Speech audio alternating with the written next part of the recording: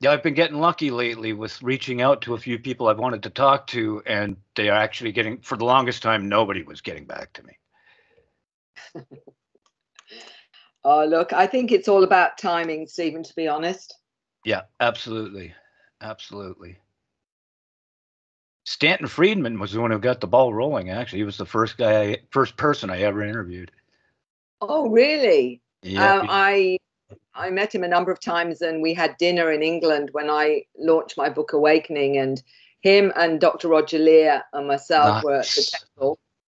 And Stanton, quite honestly, you didn't get a word in edgeways. Poor old Roger was like trying to say something, but Stanton was on his form and you couldn't shut him up. It's He hilarious. had a script and he would stick with it. Evasive. But that doesn't mean that they're telling the truth as opposed to fiction. Oh, look, I mean, it's luminaries like that that help put a lot of this on the map and get people to take it seriously. And that's what we needed then. I mean, right. These days it's a little bit different, but you know, the credentials made a big difference. Mm-hmm. Absolutely. Geez, even with like Edgar Mitchell, right? You know, like when you have people that are respected in their fields come out and say, yeah, this isn't bullshit. It's really happening, people. It helps to get a lot of people to jump off the fence, as it were. And it's still, you know, for a lot of the mainstream, it's still really important that we have those with what is respected, you know, because we know how much the disinformation and the truth embargo has made such a difference in mainstream, you know, in terms of credibility. So we still need that, you know, even though people are opening up more and more, you know, in recent years. Got to back up the backup with these guys. There's been times where I will do an entire interview with somebody and then the Skype recording video disappears and it doesn't show up. And I'm like, you know, and I didn't have a backup. It went out over the air, luckily. So it was it was saved in the archives and then I could just make a video for it. But that's what happens. I find whenever I try to do when I get somebody of note on my show, that's when all the computer issues happen. That's when Skype starts messing up. Hell, I was trying to do a video for, I don't know how you feel about the whole Paul is dead Beatles issue, what line you fall on, but I'm all for it. I believe it happened. There's way too much. But anyway, I was trying to put together a video of all the proof that I had gathered and some proof that other people that I was trying to put it all together.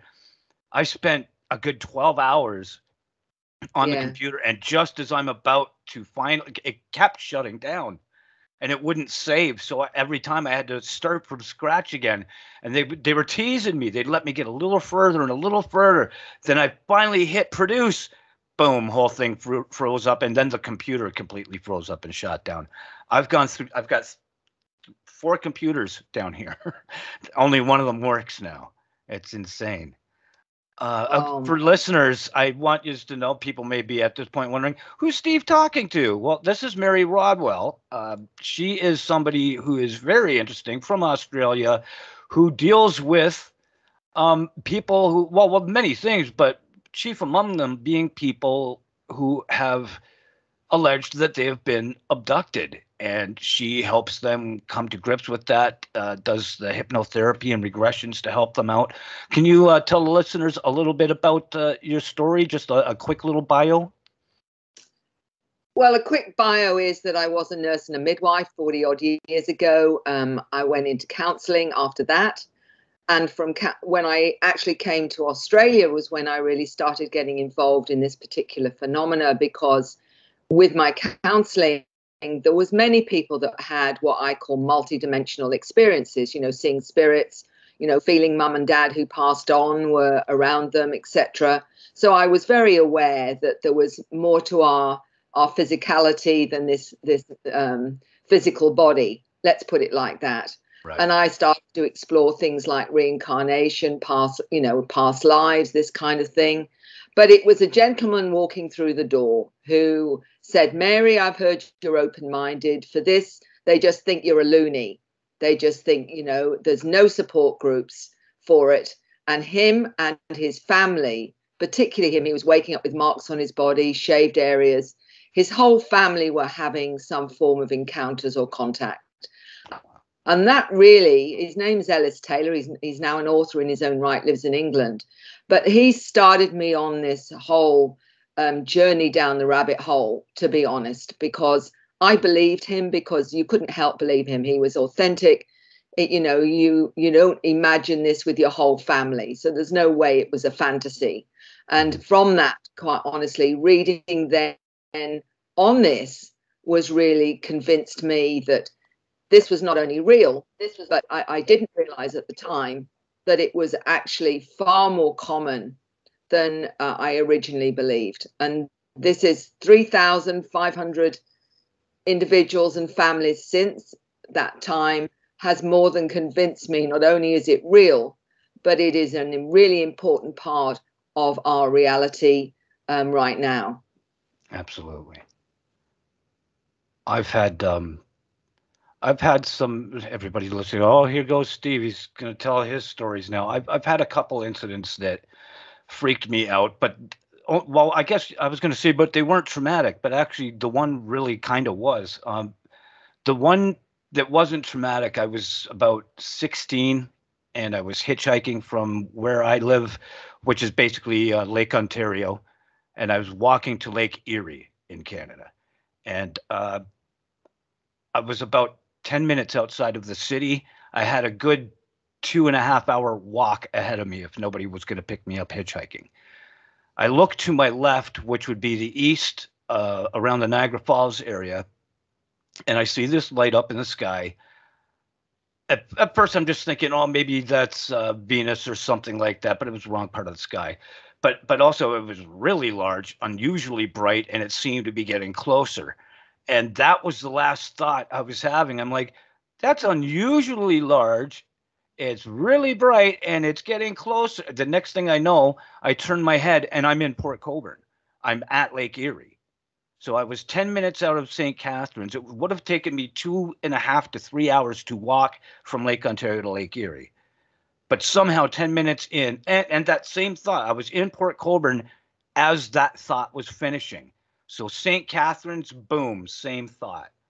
To Port, I was blown away. That was so like 1.5 to 2 hours of missing time. I'm just all of a sudden, and they took me where I was going. That's why I wasn't traumatized. I'm like, and I don't remember being taken. To me, it was just, there wasn't even a pause in time. The thought was still flowing as I'm in St. Catharines. And by the time the thought is finished, I'm at my destination. It was wild. The one that was traumatic was I was in bed with an ex-fiance. I had opened my eyes knowing that the room should be lit, but everything was dark and I couldn't move. And it felt like somebody was sitting on my chest, and I started panicking, hyperventilating, and I hear a male voice, I guess it was in my head, saying, whoa, whoa, whoa, hey, relax. Then snap of the fingers, the lights came on and I could move again. The girlfriend had come into my room and said, were you just in the bathroom? Somebody was just behind me. It was a pretty wild experience, but those are the things that got me interested in this stuff. And for the longest time, I wasn't paying attention to the abduction part of it. I was just interested in the UFOs. But after I started seeing you and all these other people on shows, I think it was like The Seeding, there was the documentaries and stuff like that. It's really hard. I don't see how anybody can just dismiss it outright. What was the first case that you can recall that really grabbed your attention and made you think, wow, this is for real? Well, Stephen, your own story, have you ever, before I get into that, have you ever looked into that missing time episode? Have you ever had any hypnosis to find out exactly what happened?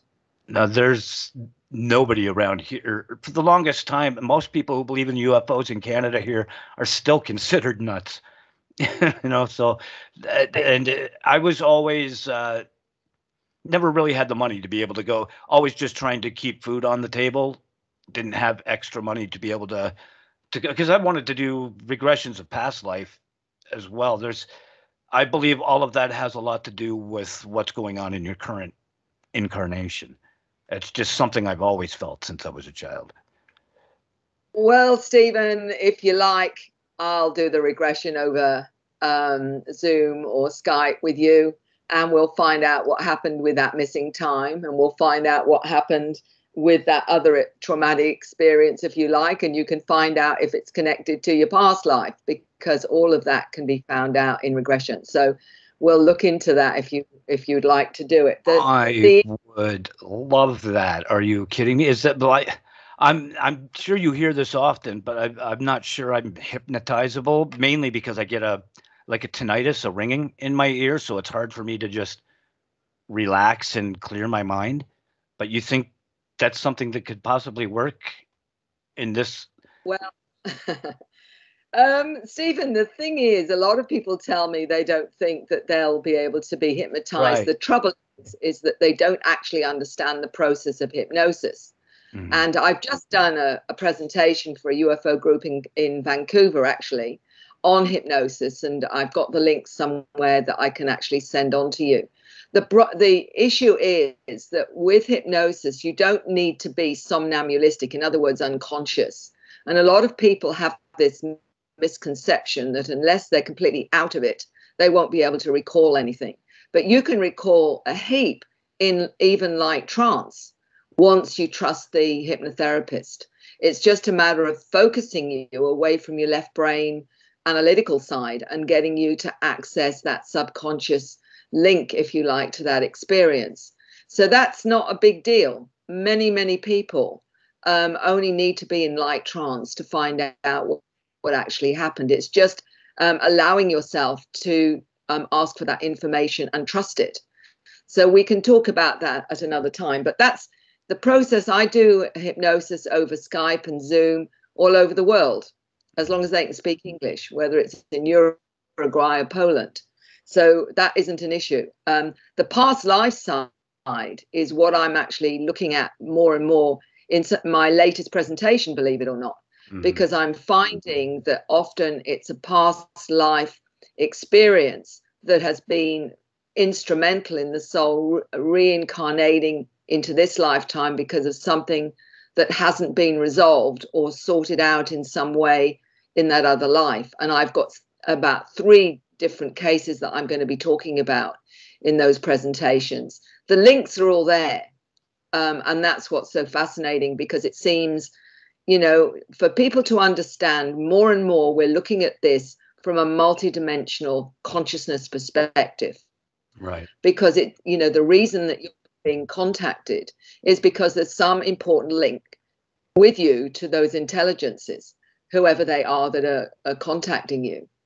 And so it's a matter of saying, okay, when you see all these pictures of beings, is there any that jump out at you and you connect with?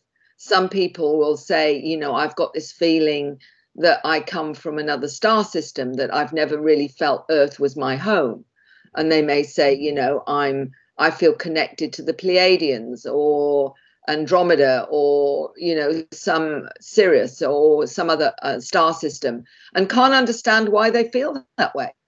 Right. They'll say, but I've never felt like I belonged, almost like I've been adopted by my family.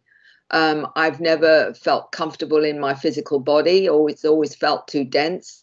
I feel I'm come here with something to do, some kind of mission or purpose.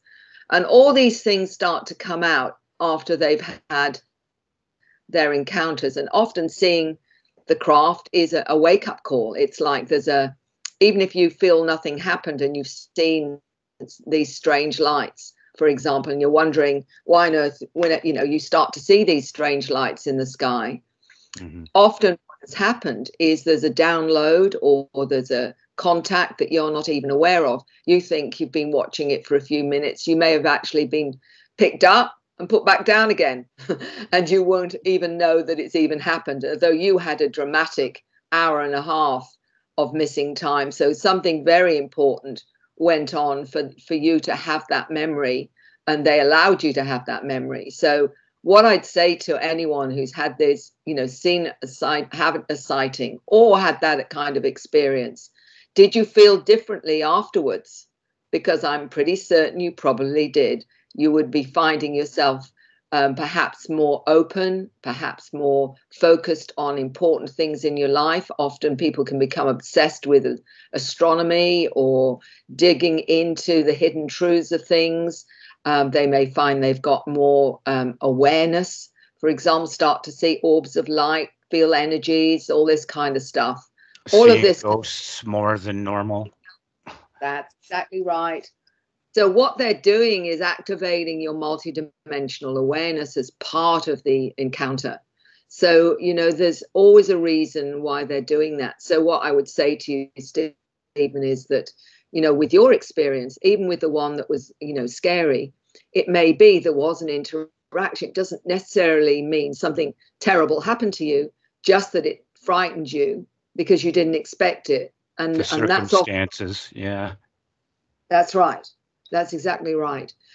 So you can find out why, and you can you've probably been picked up a lot more than you've realized, because that's one of the things that I find interesting is when I take them into hypnosis, and they may see themselves having a procedure done and whatever, and they'll see a being, and I'll say, does that being look familiar to you? And they'll always find one of the beings looks familiar.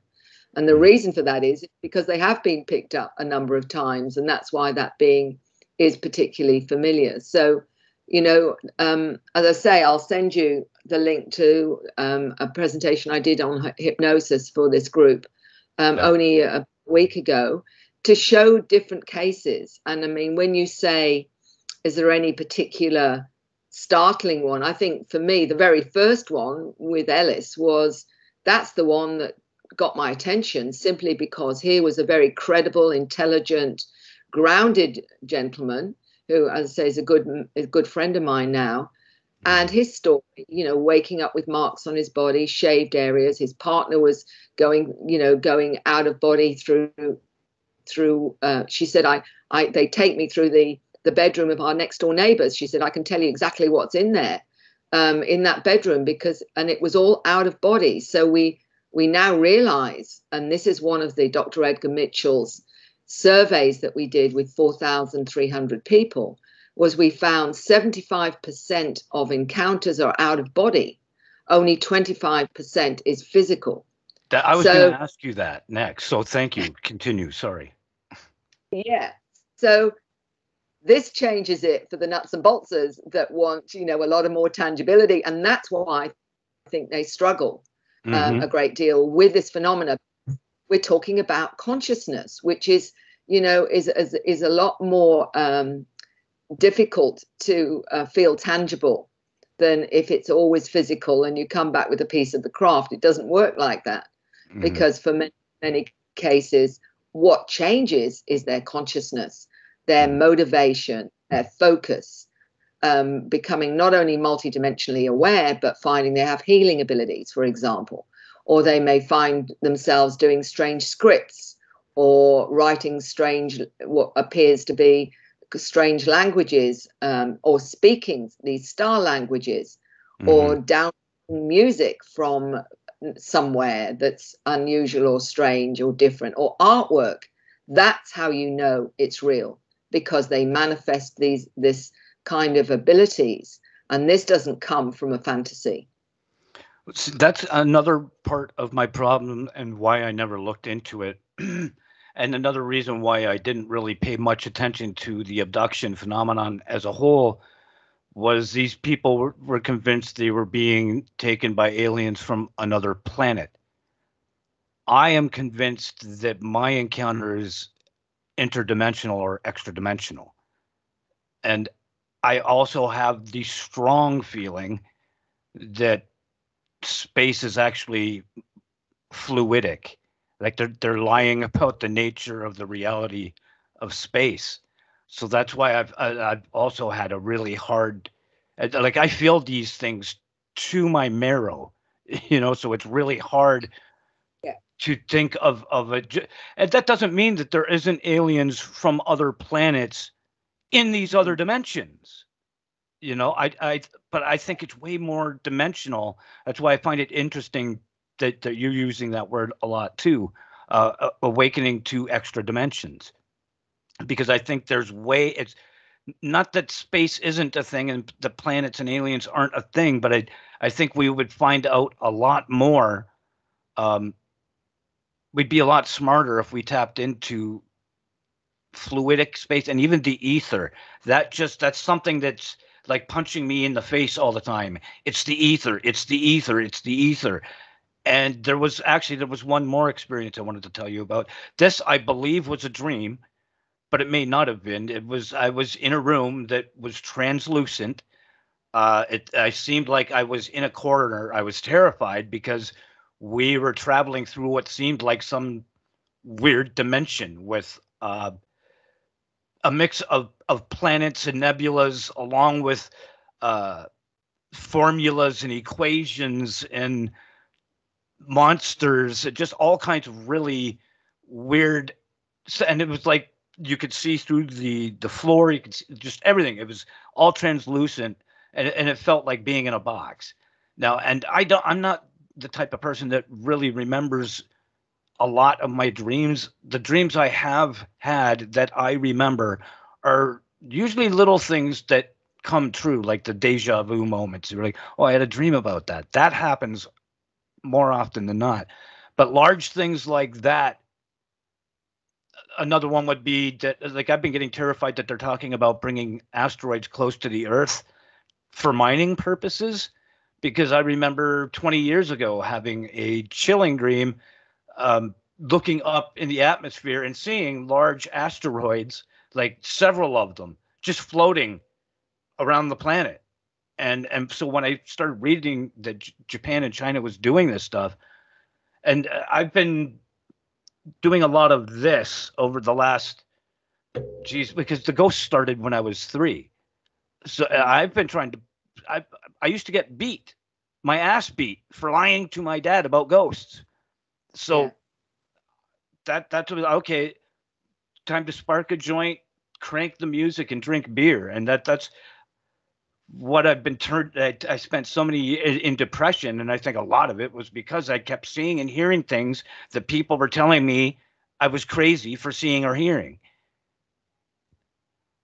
So when I saw that documentary that you were in, The Seeding, I think it was The Seeding. You would know better. There were several, and it was one that you were in that I'm referencing, that it just made me realize there is way more going on. Like, say, I don't know if you're aware of Stephen Bassett, of who he is.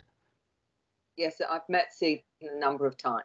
Okay, so now he's a good enough man, and he's trying to, but he's trying to just get UFOs out there, to try to get people to wrap their brain around that, and I can understand that. But that's only a fraction of it. We know they're here. We know they're here. There's more than enough evidence.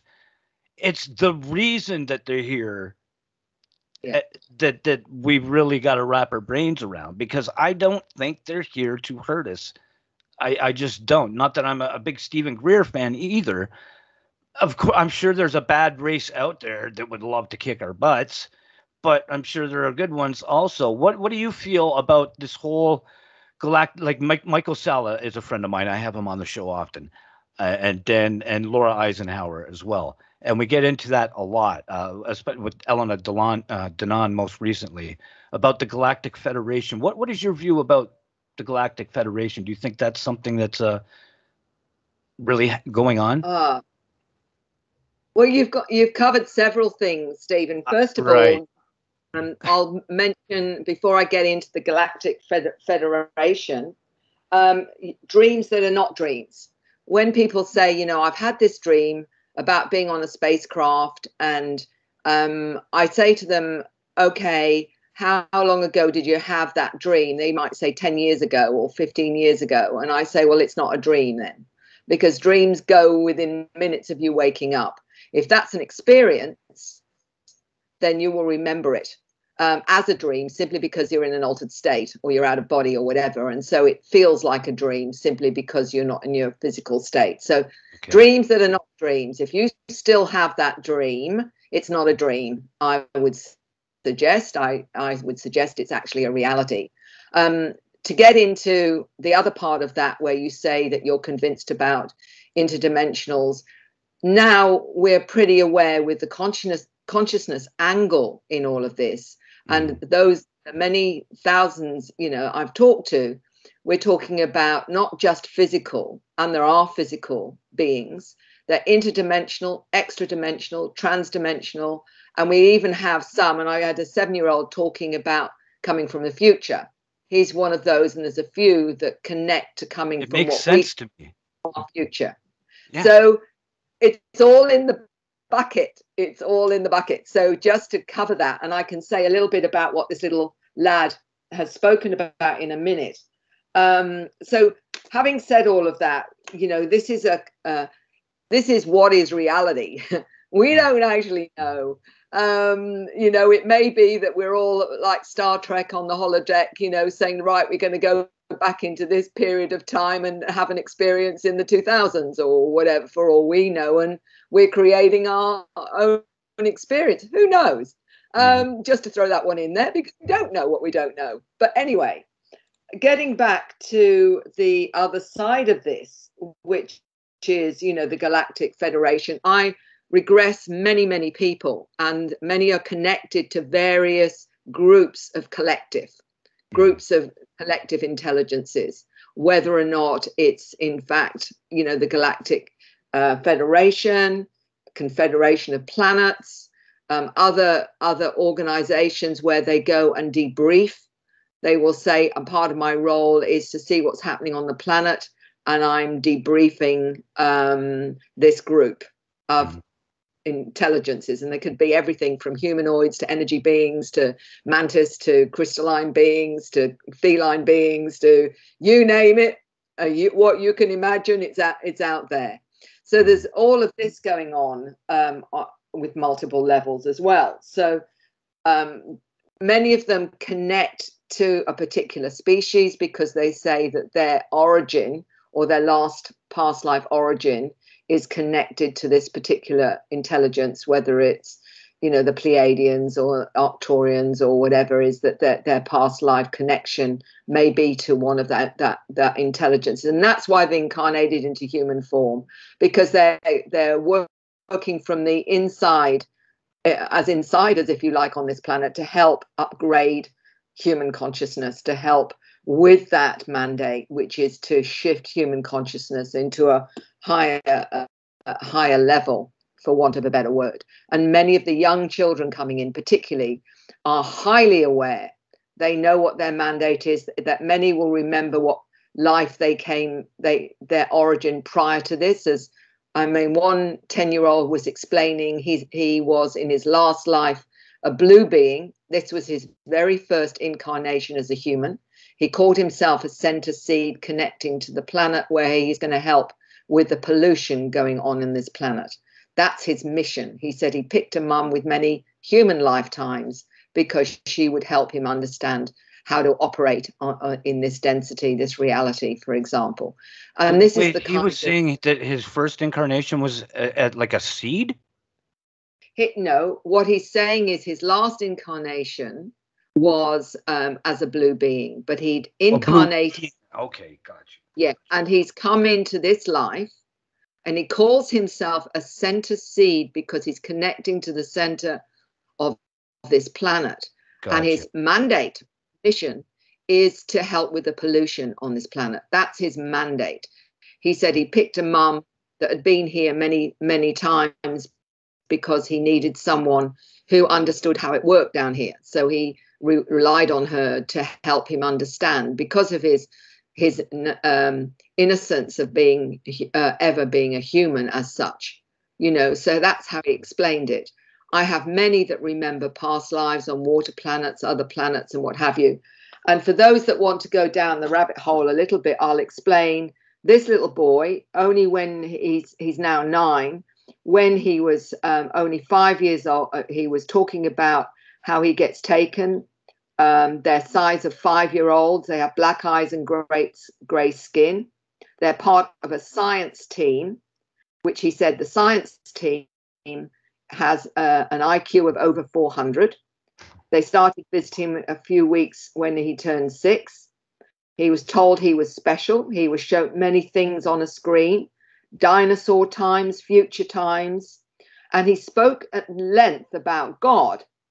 And the mother said, I never, ever spoke about God to him. And he said the older, bigger aliens told him God is not what most people think. They showed him it's this vortex-type black hole that isn't a black hole, but it's an ultraviolet light that creates.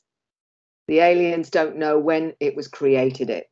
But he said, in terms of his time travel, he said he's a time traveler from the future. His real form is not the body he inhabits now. He's genderless in that form.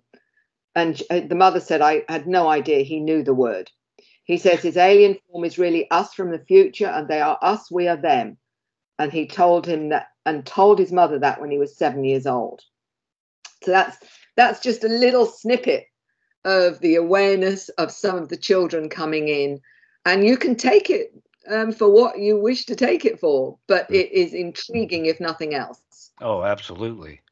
I had a younger cousin actually who, when he was about, I think he was 3 or 4, my aunt and uncle were in the car. He was in the back seat and they were driving somewhere. And he was just looking at my uncle, and my uncle's looking at him in the rearview mirror, kind of smirking, wondering, and I said, what are you looking at, buddy? And he goes, you're much nicer than my other daddy. And my aunt and uncle were all about that stuff. They were right into it. So they looked at each other and then looked back at him. Which other daddy? When was this, buddy? And he said it was a long time ago on the boat. And then they were like, well, which boat was that? And then he was like, I'm sorry, I've already said too much. And he never, ever said anything about it again. Yeah. That's all. Well, and I believed that. I think I was 14 or 15 when I heard that, because I've always felt really drawn to Egypt and Scotland. Like, never been to either, but just, well, and actually Greece, I would guess I'm just like really drawn to their history, to the landscape, everything about it. Well, Stephen, that in itself tells you that you've got connections there. When people say to me, how do I know I have past lives in other places? And I'll say to them exactly that. Are there any particular countries that you are really, really drawn to that are different to any other country? And all of us have it, where there's certain countries where we're really keen to go and visit, where we may not be in the slightest interested in another country and couldn't care if we went there or not. There in itself is telling you something. If there's something that draws you, many seem to be drawn to Egypt for various reasons. And I think that's the connection to Atlantis as well. And I'm getting many that are connected to Atlantis. In fact, some of the, one of the new presentations I'm doing, I'm connecting a past life experience to why they've incarnated now and the reason they've incarnated now, because that's coming out more and more, that there's that continuation of the soul journey, that wasn't achieved. So therefore, we've got to come back at this time. And I've got several cases now where I'm going to demonstrate that has been the motivating factor for them incarnating at this time, in this crucial time in our history. Right. It's trippy stuff. And well, there's another, that's part of the reason I never really thought to pursue it, because, well, everybody loves Egypt. Everybody thinks Scotland's beautiful. So the things that I know happened to me for sure were the ghost things. Those things I know, there were people there. 2 of the incidents had police and fire out. A ghost tried to kill me. Lit the room on, filled the room with smoke twice.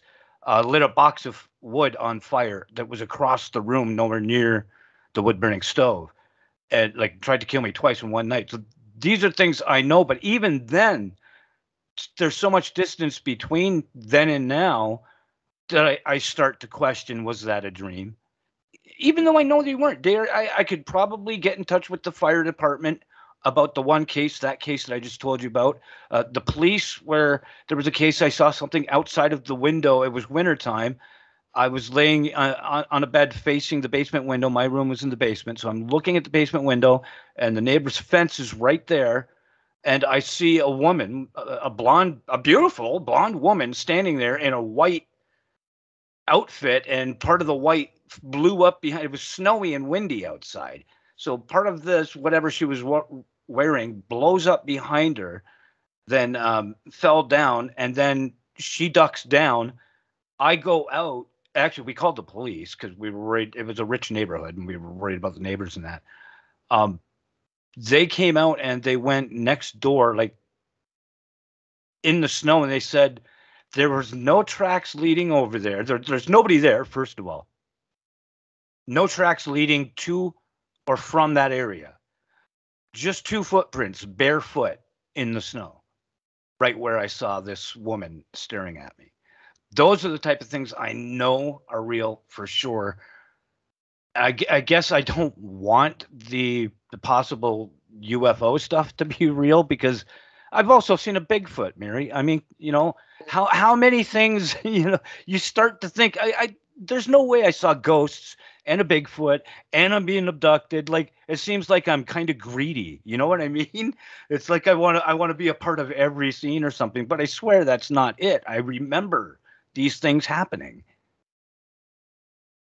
Well, it's funny that you should mention that, Stephen. I'm actually going to highlight a case of the Sasquatch with a wonderful gentleman who's had ongoing communication with the clan leader. Mm-hmm. He had communication, a stick in language, energetic language. He's been connected to them. He for quite a lot of his life. He sees them as family. And he says they've all got the same message as the other star beings in terms of raising human consciousness, to another level. So they've got the same mandate as all the other star beings that we talk about. And what's fascinating is he'd been told by others there must be a past life connection. So I said to him, right, let's find out whether there is a past life connection with these with the Sasquatch. And now he's discovered he's got 3 lifetimes where he was Sasquatch, and also his wife. So I'm actually going to tell a little bit of his story, because more and more are connecting to the Sasquatch. So when you say, are you being a bit greedy with all these experiences? What is happening and happens with those that are having encounters is they're opening up multidimensionally, which means you are seeing more and more of all the phenomena, not just one aspect of it. It can, you are already able to, and the Sasquatch, or we call them Yowies over here in Australia, they're interdimensional. They tap into your thoughts. They know whether or not you are loving or not loving. They know your agenda. So if you come with a different kind of agenda, then you are going to come a cropper, as we call it over here, because they know whether or not you are coming from a love and higher vibration. They'll also know if you're coming there for any kind of evil intent or whatever. And that's when you get a lot of the negative interactions, because they're not coming, they're not going after them for anything other than I want pictures of them and see if I can kill one of them or whatever. Right. Well, you're going to end up in a big muddle, because that's not where, they will know that right away, and you're going to be in great strife. What I'm noticing more and more as people open up to their multidimensional selves, they start to see energy fields, they start to see orbs, they start to see spirits, they start to see energy beings, they start to feel emotions from people and, become more empathic. All of those senses open up. And that is what often people are struggling with, because all of those things are still dismissed by mainstream model of psychology that says you can't have those experiences, otherwise you are crazy. Exactly. It's the nonsense that we are fed through our 3D model of reality. And it's time for people to realize that that is an edited version of what we are truly capable of. We are not just a physical being. We are, in essence, a multidimensional conscious intelligence that is not trapped in the body whatsoever. We can go all over the place, interdimensionally, extra-dimensionally. We can travel to parallel realities, different timelines. The whole gamut is open to us when we understand what our consciousness is capable of. And there you go. So I've said it all, really. Yeah, and you know that I have see the skeptic in me, like, because I try to play devil. I'm the type of guy that is hope for the best, but prepare for the worst, just in case. But I got to stop being that way. It's no way to live, because if you have a hard time holding on to that feeling of hope, like everything you're saying to me is giving me hope that I may not be crazy, but that I'm programmed. I've programmed myself to instantly pop a negative in there, and it's I've got to be hypnotized to change the way I think about a lot of things. It's almost like I don't believe love is possible, just because I haven't really experienced it from family or ex-wives or any of that, even my own children. And that's my own fault. I can own that. I've been so messed up because of all the things I've been through, and the alcohol problem. There was a long time where I was just a fall down drunk, and you would say alcoholic. I'm drinking now, but it wasn't about being an alcoholic. It was about blocking out all of the other stuff, and then all the problems I was creating by being drunk at that same time. That was destroying my personal life. If it wasn't being destroyed by the supernatural stuff, then I was programming myself to basically fail. And I wound up having a head injury that I haven't had as many insights, if you will, and the empathy. I was empathic, no doubts. I would be able to do readings with people. Essentially, I could tell them things about their life that I shouldn't know. There was one woman I figured out she was Native, but her boyfriend wasn't. They were currently fighting. What they were fighting about, I was freaking out my wife, who was sitting beside me. I'd never done anything like that before. This was probably about 5 years after that missing time incident, and I was more open. But I think a head injury this is the area really you need to be open, your third eye and all of that stuff. And that's where my damage was. So I think that may have, at least I'm hoping only temporarily, cut off my connection. Well, Stephen, what I've discovered with many of those that are having contact and opening up and what have you, sometimes it scares them. Sometimes they are afraid they're going crazy. And many people have said, if this isn't real, I'm just crazy.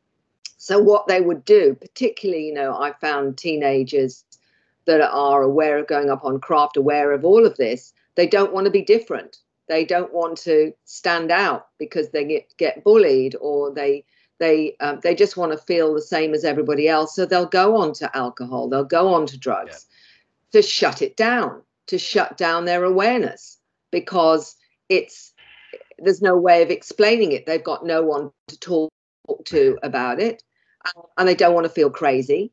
But I will tell the story of a young man who's in my book. Actually, his name's Zach in the book, and he was 16 when he spoke to me. But when he was about 10 or 11, his family said to him, "Will you stop talking about all that rubbish, about multidimensional and all your beings and all the rest of it? We're fed up of hearing about it. Get normal, get real, and get into the real world and what have you." Mm-hmm. And Zach said to me, he said, "Mary," he said, I tried, I shut down myself," he said, "and I decided I'd try and just do the 3D thing." So I said, and he said, I found that I couldn't stand it, and I just wanted to commit suicide. So he said, I made up the choice that I couldn't live like that anymore. So he said, I opened up again because it was the only thing that made sense to me. But he explained to me that the worst is going to school and being able to know who had been abused, who had been having awful things happen to them. And he said, and it was so painful. It was so difficult to go to school. We are not understanding any of this. We are not understanding what these children are trying to deal with. They're dealing with coming into a reality that denies their very essence, denies their very reality, and says the only reality you are allowed to have is the one we tell you, and everything else is not okay. And so they grow up really doubting their reality, doubting their experience, and ultimately, shutting down because they're afraid to be different. So this is why it's been such a journey for so many individuals. And I'm not just talking about the kids now. I'm talking about all the generations, right to, my generation and older, that have had experiences but never, ever talked about it because of society and the judgment. I remember when I was in Norway and I was speaking there about the Star Kids, and a wonderful lady came up to me. She was an older lady, and she said, Mary, everything you've spoken about the Star Kids, she said, has been my experience all my life. I'm 79 years old, and I have experienced that all my life. She said, and I'm a farmer's wife, and I used to call the sheep in with my mind, and nobody knew how I did it. And she said, you're the first person that's explained to me what it is I am.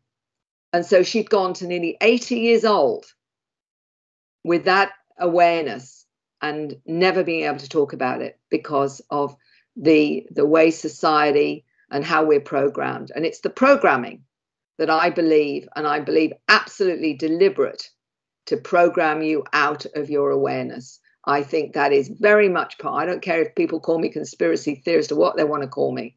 I am convinced that this is deliberate programming to shut you down, all those parts of your awareness. And that has to change, because otherwise, Stephen, many like yourself are continually questioning what is real and what's not real. Absolutely. I believe we would actually even age slower if we were fully connected with source. Like when you hear in the Bible about people living to be 500-600 years old, I believe that was real. Yeah. If you're not being injected, if you're not being forced into wars, you're not being injected with all kinds of vaccines from birth, you're not bombarded with all kinds of wars and stress your entire life. If you're living in love and harmony with the earth and everything around you, then yeah, I believe that you probably age.